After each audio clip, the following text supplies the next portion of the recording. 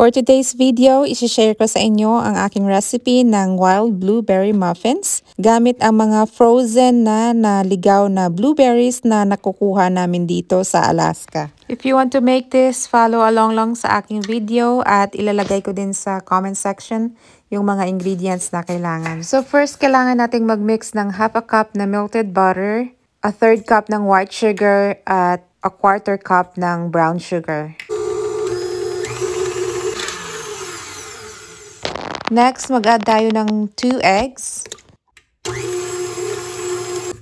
Make sure na scrape nyo din po yung sides tsaka yung ilalim para mahalo po sila ng mabuti. Add in 1 teaspoon of vanilla extract, which is optional lang. Sa separate na bowl, mag-mix kayo ng 2 cups ng all-purpose flour, 2 teaspoons ng baking powder, at a quarter teaspoon ng salt.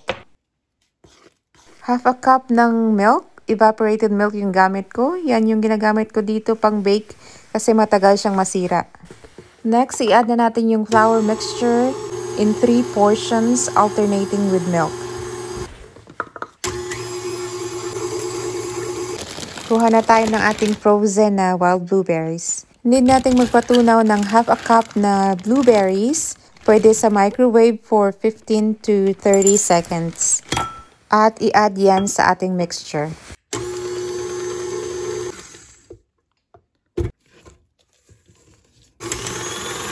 At ito po yung isa sa mga natutunan kong tricks para hindi na kayo mag-scrape ng butter sa whisk. Kailangan nyo lang siyang paikutin dyan nang hindi nagtatouch sa mixture.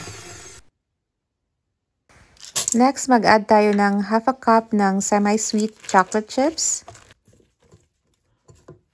At 1.5 cup ng frozen blueberries.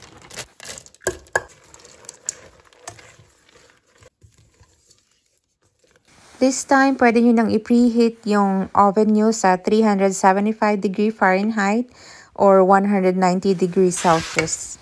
Next, spray nyo ng oil yung muffin pan nyo.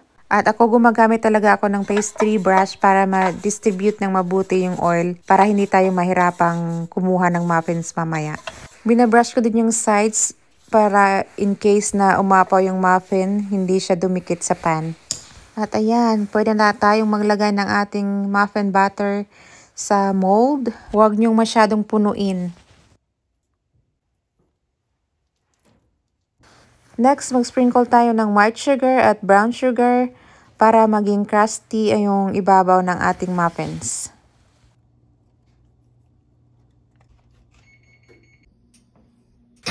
At i-bake nyo lang for 30 minutes. At yan, luto na yung ating muffins. Dalawang batch pala yung ginawa ko kasi babaunin to ng asawa ko for moose hunting. At iset aside nyo lang muna for a few minutes bago nyo kunin sa mold yung muffin para hindi madurog. Kuha na tayo ng isa para sa taste test. Hatiin natin para makita nyo ang loob. Yan, yung melted chocolate saka yung blueberries. Iba talaga yung lasa ng wild blueberries. Hindi ko siya ma-compare sa store-bought na blueberries. Naubos na yung kalahati. Sarap nito. Thank you guys for watching. Kain na muna.